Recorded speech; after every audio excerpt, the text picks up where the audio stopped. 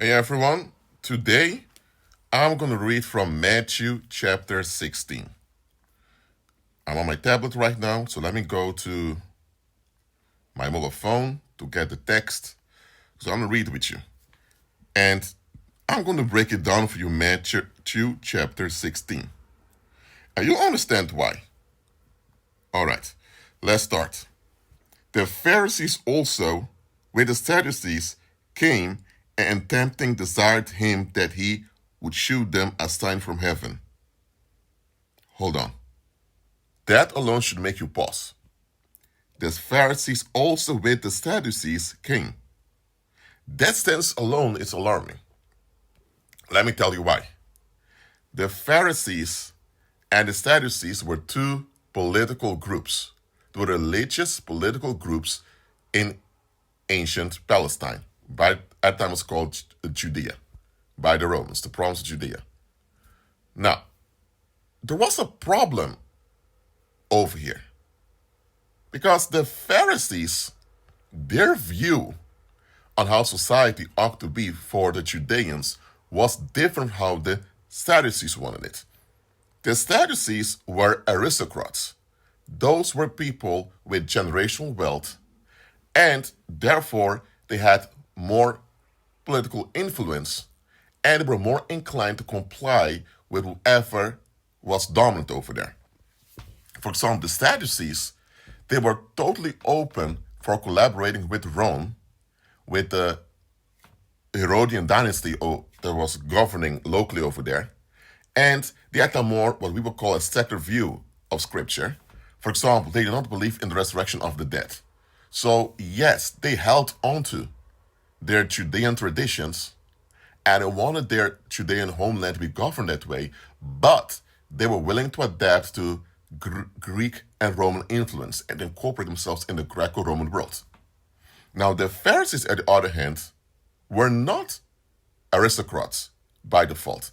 I'm not saying there was no aristocrat amongst the Pharisees, but in general, the Pharisees is what we today would call a far-right populist movement that was all about Judean nationality and all about minimizing the influence of both Rome and Greece as much as possible. They were, we would say, nationalistic, not just patriotic, because more ethnic groups in the Roman Empire were patriotic, but they were nationalistic. They really wanted to have the full say over their own people with the least say from Rome or external factors. Now, as you can understand, this causes conflict.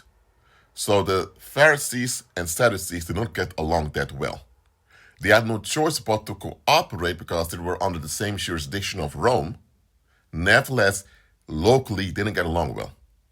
So the fact the Pharisees and the Sadducees together come to Jesus, that is also that's quite interesting. And also, many of the Pharisees were not highly educated people. A lot of them were just commoners who wanted part of a strict religious movement. And you can read in the New Testament often how the Pharisees had issues with Jesus. You don't read that much about the Sadducees having an issue with Jesus, because remember, the Sadducees were a bit more open-minded, or what we call more liberal.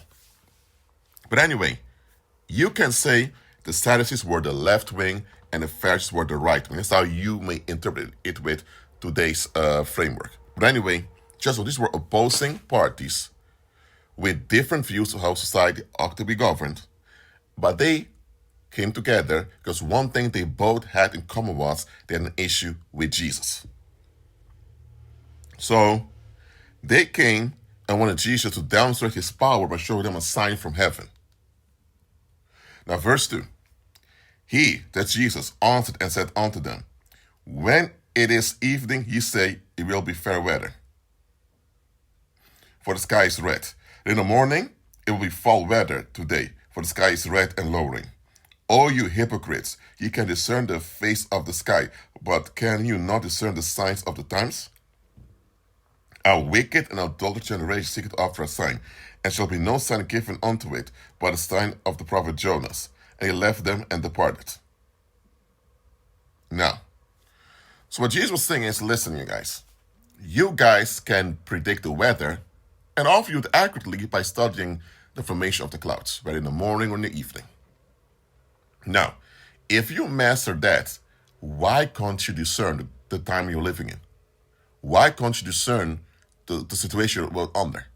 I mean, think about it. You have two Judean groups fighting one another, but under the same tyranny of Rome. I mean, shouldn't they work together? And why are they upset with him, of all people?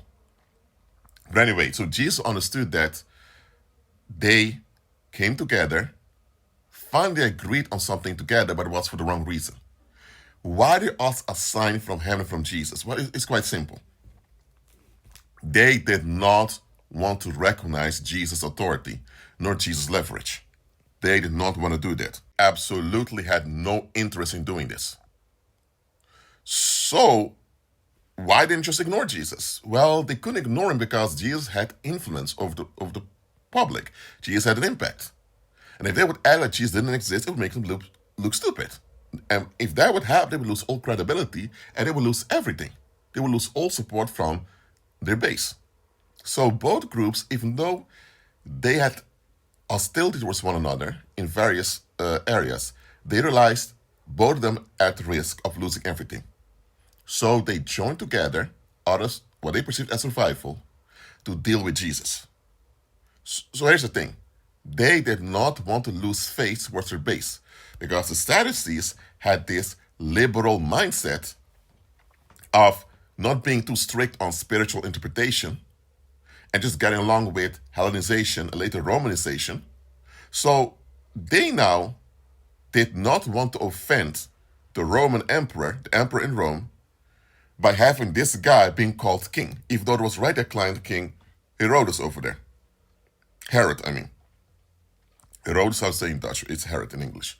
Now, at the other hand, you have the Pharisees, and they didn't want to lose face by lowering the standards because, hey, Jesus did not follow all the strict traditions. Yet Jesus became more relevant than the Pharisees. So the Pharisees didn't want to lose face either. So this was the solution they had in mind. We will put up with Jesus, and he will submit to him if he can force us to. What they wanted to have was an excuse not to own up to the fact that they were wrong. If Jesus would let fire come down from heaven or intense lightning or whatever, they now would say, hey, this man overpowered us, y'all. We have no choice but to follow him.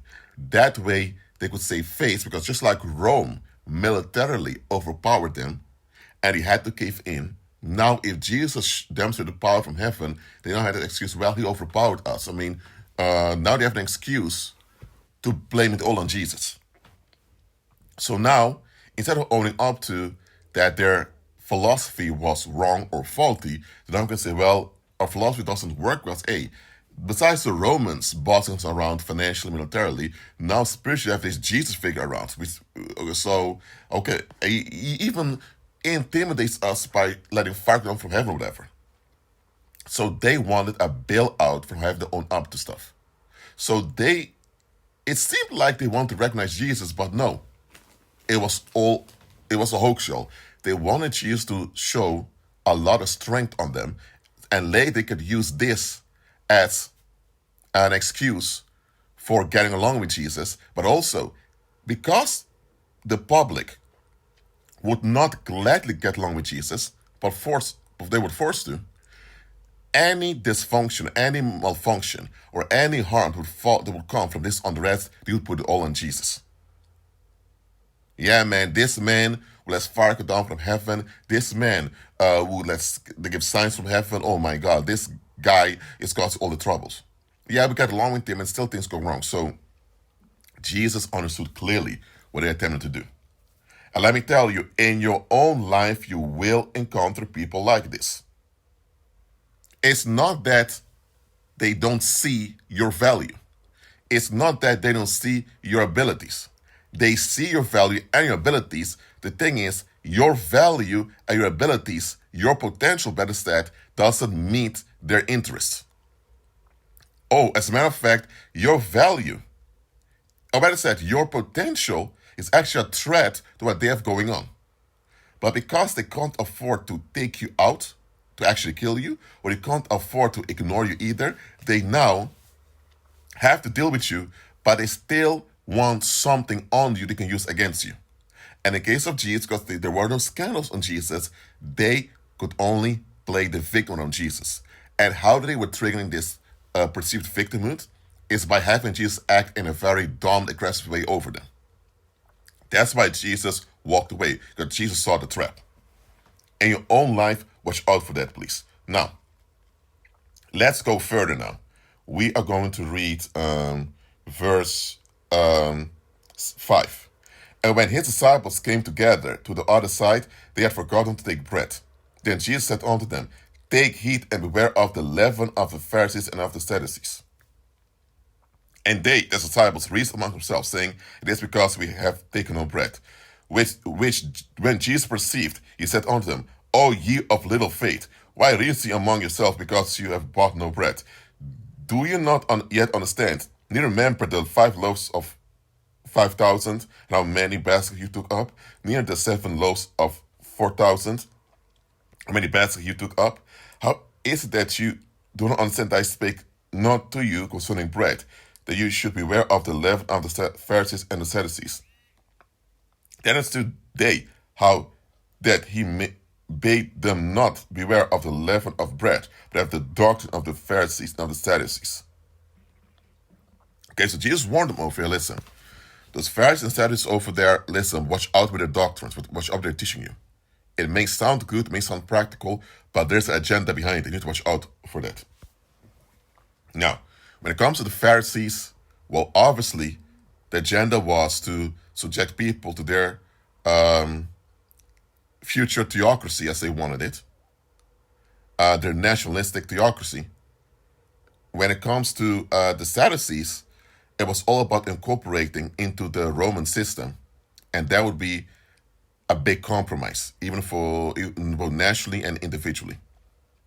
So both had valid points, but just because they have valid points doesn't mean they're trustworthy.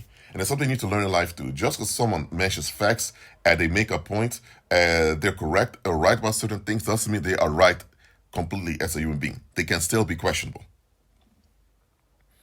Okay, now let's read further. And we go to verse 13. When Jesus came into the coast of Caesarea Philippi, he asked his disciples, saying, Whom do men say that I, the Son of Man, am? Jesus was asking, What are people saying about me? And they said, Some say thou art John the Baptist, some Elijah, others Jeremiah, or one of the prophets. So actually, John the Baptist was already killed at this time. But where people think, oh, John the Baptist was risen from the dead. He's actually John the Baptist. Even though obviously it was false because John the Baptist and Jesus were alive around the same time. John the Baptist died earlier, but come on now. There was enough proof that he wasn't John the Baptist. Some say the prophet Elijah would come. Some say it's the prophet Jeremiah. Even though there's nowhere any indication that the prophet Jeremiah would even be raised from the dead prematurely before the end of human history. Now, there is a prophecy that Elijah will be sent, but that's what symbolically someone like Elijah. So people could be mistaken and think Elijah will be raised from the dead, but hey, he was not Elijah. And some claimed, oh, it's one of the prophets from old who was raised from the dead. Have you noticed this? They all refer to people passed away. Why couldn't we accept that Jesus is someone new here with us?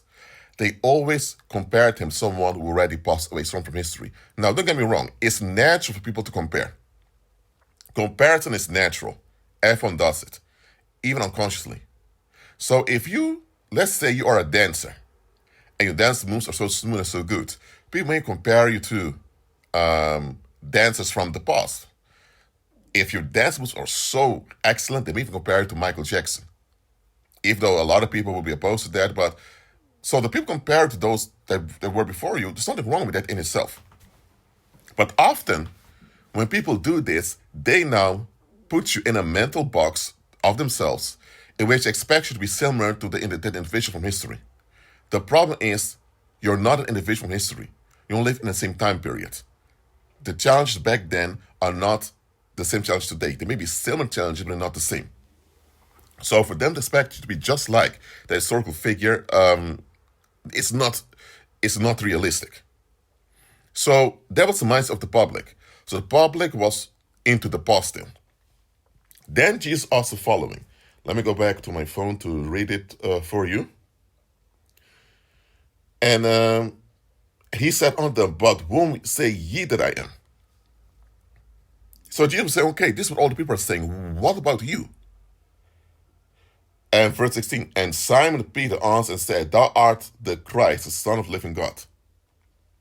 And Jesus answered unto him, blessed art thou, Simon Bar-Jonah, for flesh and blood hath not revealed it unto thee, but my Father which is in heaven.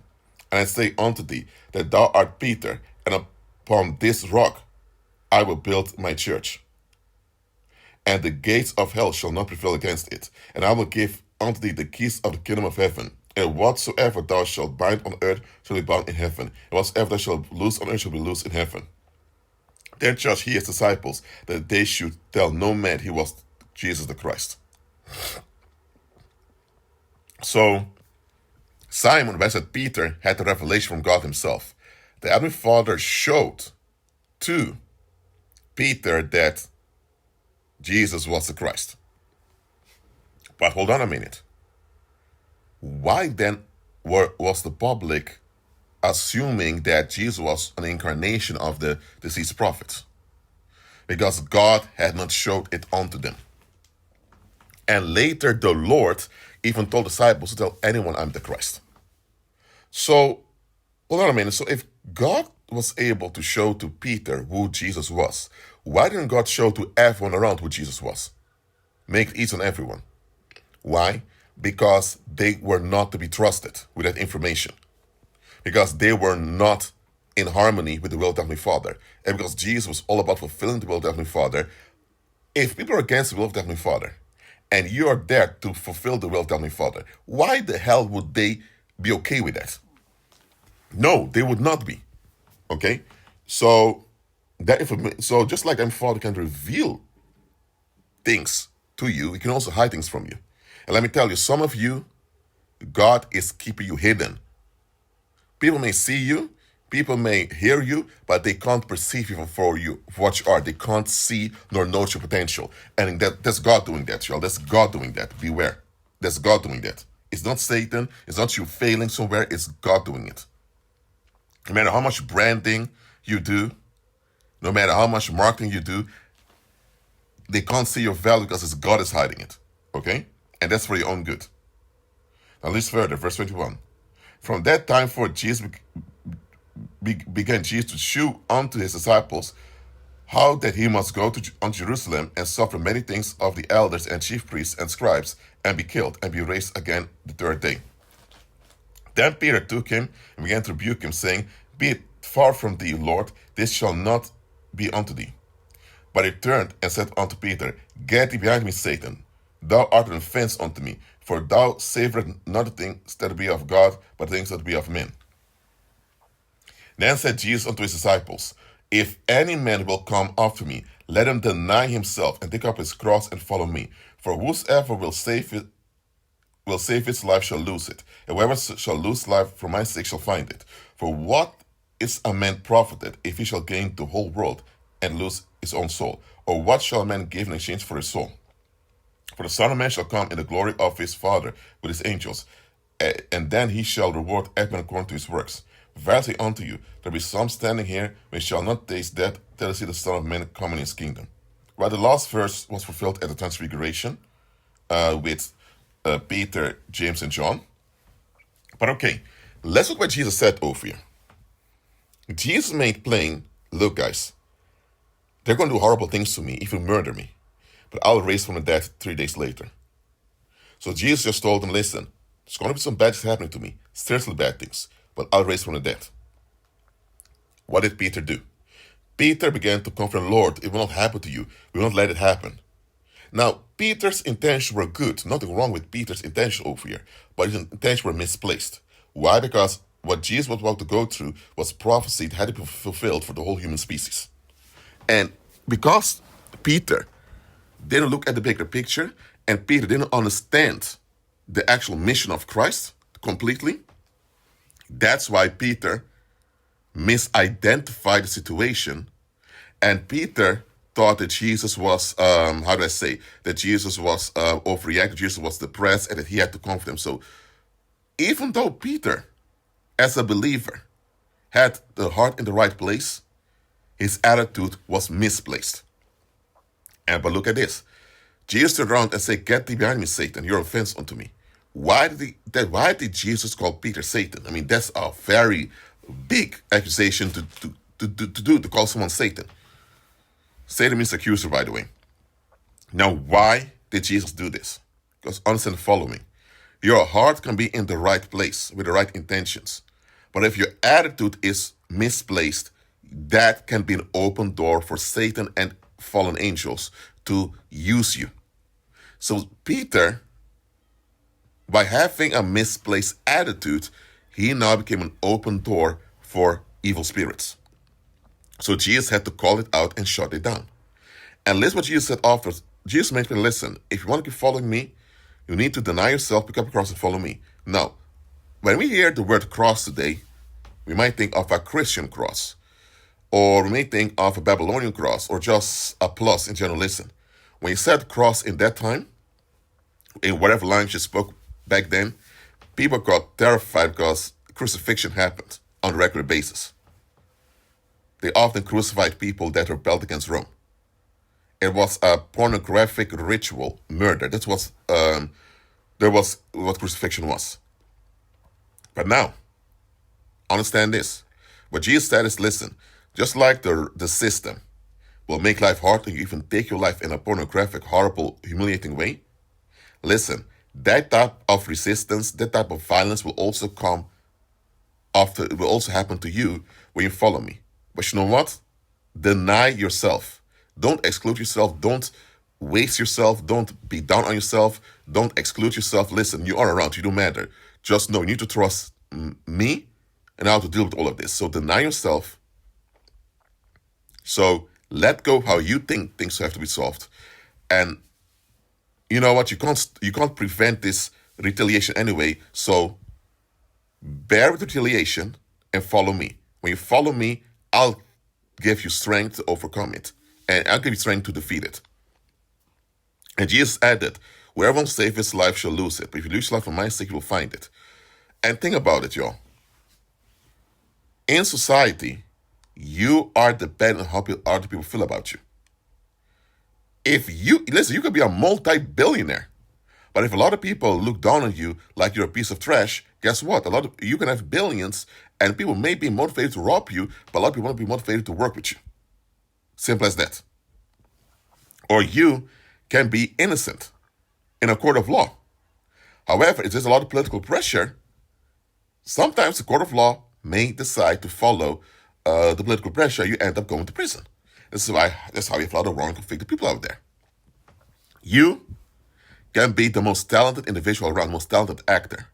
However, if there's a political agenda going on that does include you, you may be declined any role in a movie. So it comes down to the following. Society is a bunch of grown folks who want to escape, and they all agree to escape together in a ritual way. So if you participate in that, they'll leave you alone to some extent. If you don't participate or you fail to participate, the public will take revenge on you, either excluding you, abandoning you, or by actively attacking you, either by having you arrested and put in prison, or just having criminals have their way with you. However you look at it, if you don't give in to the public's restrictions, you're going to face hardship in life. People will make life hard on you. That's the threat of society. Now, it's understandable that most people don't put up with this. So what do most people do? Most people cave in to get societal allowance. They cave in, they dress what people want them to dress, talk what people want them to talk, behave how people wanted to behave. They befriend those people wanted to be friends. They choose sex partners people approve of. They do all of these things just to get the approval and the favor from the masses. Why? Because if people are against you, people don't like you or they hate you, guess what? Life's going to be difficult for you. Your life's even in danger. So to save their lives, a lot of people in the world give in to the masses. But here's the issue. The moment you do this and get to start allowance, allowance means they let you alive, they let you live, they leave you alone conditionally. The moment you get to start allowance, you're actually operating on the blackmail. Because the moment you say, do, or behave, or dress any way the public doesn't want, they'll use it against you, and slowly they'll take away whatever you have. They will pull back the whole societal allowance. So, yeah, but a lot of people, that's all they have. Even the pagans get involved in this because they don't have any actual protection, only have the lay of danger. So now, Jesus made plain of fear. If you want to save your own life, you're going to end up having to take a societal allowance somewhere, and they will backfire on you. And you're not under the blackmail of the world. But listen, if you just entrust your safety onto me and you follow my instructions, not only will you overcome and shut down all this violence against you, you actually will have a real autonomy to live life to the full. That's what Jesus said. So here's the thing. If you resist the world by your own strength or with other people, you can easily be overpowered by the world's violence, be arrested, imprisoned, or whatever. If you give in, you may get an allowance or maybe not, because what if the group decides you have to be the piece of shit to look down upon? If they decide you have to be the loser, so they can feel good about themselves, okay, what now? So giving in to get societal allowance, it may happen or may not happen. So the only safe way of dealing with the world is to walk in the power of God, granted to you by Christ. And that's how you overcome the world's retaliation against you. So if you want to save your own life, you're going to lose it. If you lose your life for Christ's sake, you will find it. And Jesus said, what will it profit a man to gain the whole world but lose his soul? What will a man give in exchange for his soul? Now, nobody can sell their soul because the Heavenly Father owns every soul. However, what can happen is that you can be compromised. The soul refers to the mind, the will, and emotion of a human being. So you can be compromised by aligning yourself with the world. And you know what? Align yourself with the world. It will give you some approval. People will feel more comfortable around you. You will get some allowance to exist and all that. However, you now are bound to the restrictions and boundaries of the public. Well, boundaries are restrictions. I've mentioned boundaries separately because boundaries are attend spiritual restrictions to control you. What Christ is saying is, listen, if you do not follow my guidance, you'll end up having to either cave in or you will be crushed by the world's violence. So the only way for you to be safe long term is to follow me. This is what Christ is saying over here. Just think about it. What can a man give in exchange for his soul? So understand the following. A societal allowance is always at the expense of your soul. You always have to give up your natural autonomy. You always have to give up your own safety also, and be at the mercy of the public. Who in the right mind does that? You have to be at their mercy, hoping the allowance will continue if they're happy with you. So you also agree that if they're not happy with you, they can withdraw the allowance anytime. What? Who in the right mind would agree something like this? But let me tell you, a lot of people do. For them to have the picket fence house, for them to have the what a quote-unquote American dream, or for them to have a lifestyle of being unbarred and left alone, they are willing to take any societal allowance. They're willing to take the deal. They're willing to take the deal, and to make it worse, they're willing to set other people up, make other people the target, so nobody knows them, and they can have their lifestyle of escapism. Listen, y'all. What will profit a man if he gain the whole world or lose his soul? Well, a lot of people lose their soul. What I mean is, a lot of people, they lose themselves, they decline, and become worse and worse. Why? Because they take the deal, they take the bait. Listen, y'all. We walk by faith, okay? Understand the following. You have to be willing to let everything go, including good reputation. Because imagine you're a barber, you have your own barbershop, y'all. And someone comes to your barbershop to cut their hair, and you do it. Later, they'd leave a bad review on your website. They go around telling how horrible you are as a barber, this and this. Guess what? They just want this one bitter customer. So what? What if out of the blue more people didn't complain about your barbershop? But then a lot of people tell you, bro, they're talking crap about your barbershop. Those people never even visit your barbershop. Some even lie on barbershop that you mess up their hair while they were never here. There are no records of even being here. So when that happened, you thought, okay, this is slander now. This is illegal. Now you want to press charges. But then your lawyer tells you, don't press charges, y'all. Don't do it. It's a trap. And you tell them, but bro, they are slandering me out there. They're slandering me. They're claiming they've been to my barbershop and I mess up their hair. But the thing is, they've never been here. And I can prove it. But the lawyer tells you, don't press the charge, or it's a trap. So you listen to him. You don't press any charges. A few weeks later, all the commotion comes down. This is like 5 months late, and then your lawyer tells you, listen, remember 5 months ago you want to press charges, and I told you not to do it? And you told me, yeah, I remember that. And then the lawyer tells you, listen, the fact there were people lying about visiting your barbershop while they were never there, and it's easy to prove they were never there, and I'm so comfortable slandering you like that in the open, it is because you have backup. How many people from your own family members, how many of your own friends, how many of people in the neighborhood even stood up for you and said, yo, you were never here, leave this man alone? How many stood up for you, whether on social media or in real life? How many did it? And you get quiet. You say only 1 or 2 people did it. Okay, so from the thousands of people who know about you, only 1 or 2 stood up for you when these people were slandering you? Listen, y'all. Your barbershop, it's not wanted over here because your success makes others uncomfortable. So that one guy that came and lied on you, the guy that came here and had this bad review, even though his hair was cut very well, he did this because he knew there would be a lot of people out there who were ready to back him up. But now there's a whole movement of people talking crap about you. Listen, y'all, it's nothing to do with you, know your quality. They have an issue with you having leverage. They don't mind someone having a barbershop and being successful. They have an issue with you being at a barbershop. So you filed lawsuits, even though most likely would have won in a court of law, it would have triggered more retaliation and more fights against you. And that's what the public wanted. They wanted you to be stressed out by fighting them so your barbershop would decline. So because they can't stop you being a barber over there, and because they don't want to go to prison for vandalizing your property, that's why they thought the best way is to drain this man by annoying him so that he cannot perform well as a barber and everything goes down. That's why I told you don't press charges.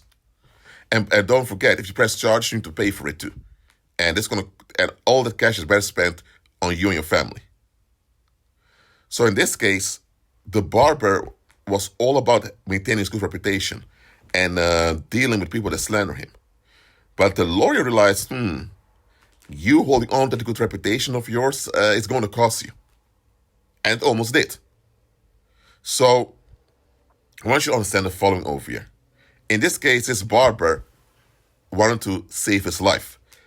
In this case, his reputation. He wanted to save his image, this and this. He wanted to go against all the slanderers. Rightfully so, we understand it. However, it was a trap.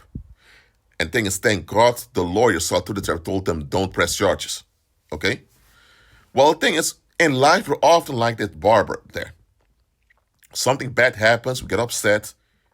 We don't want to go through it again, so we want to do our best to improve. We want to do our best to become better people. No, you want to be better and improve. It's all great. Just listen. You don't have the ability to stop every bad thing from happening on the earth, not even towards yourself. You don't have what they call control. That we only have Father's control.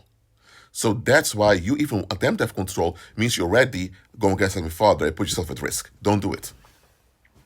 You want control because you think by having control you'll be saving yourself from difficulty, trauma, pain, or whatever. I'm telling you, retaliation will happen anyway. Christ will warn you. But you'll overcome when you walk in His power. So don't try to save your own life. Look, I'm not saying that if you're in traffic and there's a tsunami coming, you can't drive your car the hell out of there and go to safety. Or if you encounter a bear or a lion, that you're going to run for safety. I'm not saying that if you smell smoke in a building, you can't leave.